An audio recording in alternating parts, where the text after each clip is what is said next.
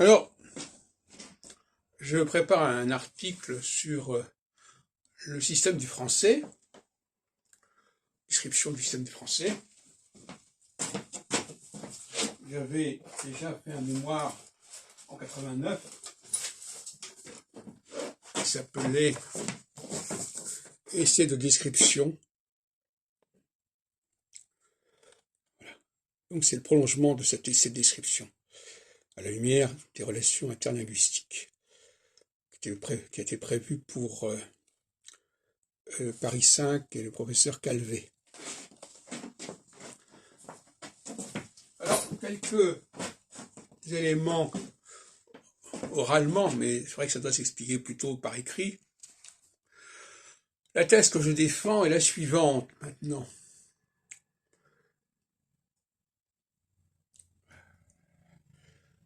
« 30 ans après. C'est l'idée selon laquelle il y a eu un aller-retour entre l'écrit et l'oral, et que dans un certain nombre de cas, on ne sait plus quels sont les codes mis en place par l'écrit. Autrement dit, on ne sait plus ce qui dans l'écrit correspond à l'oral et ce qui dans l'écrit vient s'ajouter à l'oral et donc n'en fait pas partie. Je m'intéresse actuellement au problème du pluriel. Par exemple, quand on dit « il chante », alors il y a deux problèmes. J'en parlerai peut-être ce soir d'ailleurs dans un café philo McDo, s'il se confirme.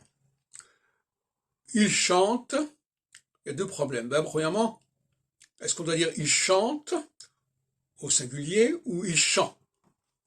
Puisque quand même on a le nom chant. Bon. D'autre part, on a le il chante T-E-N-T, on se dit comment ça doit se prononcer. Alors on a par exemple parent, E-N-T, alors on dit, alors est-ce que ça va se dire il chantant? À ce moment-là, ça ressemble à chantant A-N-T. Oui, un certain nombre de casse-têtes dans ce genre-là. Et la thèse que je soutiens maintenant, c'est que, en fin de compte, il s'agit simplement d'ajouter à il chante le pluriel il chante, comme le féminin grande vient s'ajouter à grand, bonne à bon. Donc cette forme ENT, elle est tout à fait métalangage, je veux dire, elle n'a aucune incidence au niveau de l'oral. Alors, j'ai noté un certain nombre de cas comme ça, mais vous avez compris que c'est aussi la prononciation du singulier qui pose problème. Je l'avais dit d'ailleurs il y a quelque temps, est-ce qu'on doit dire « il pense » ou « il pend », gardant la forme « pense » pour le pluriel. Comme pour le masculin, on dit « bon » et « bonne », c'est pour le féminin. Il y a une dialectique masculin-féminin et singulier-pluriel qui est tout à fait passionnante et qui est au cœur de la grammaire de toute façon. Alors, il vient, par exemple, il vient, on ne prononce pas le T quand il vient. Enfin, ça dépend quel icône utiliser. Et au pluriel, c'est ils viennent. Donc on voit bien qu'il s'agit de prolonger, ou l'inversement, de réduire, enfin peu importe. Ils viennent, il vient.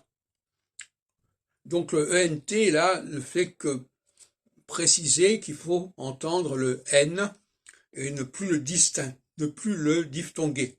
Parce que dans il vient, le N est diphtongué, dans ils viennent, il ne l'est plus diphtongué.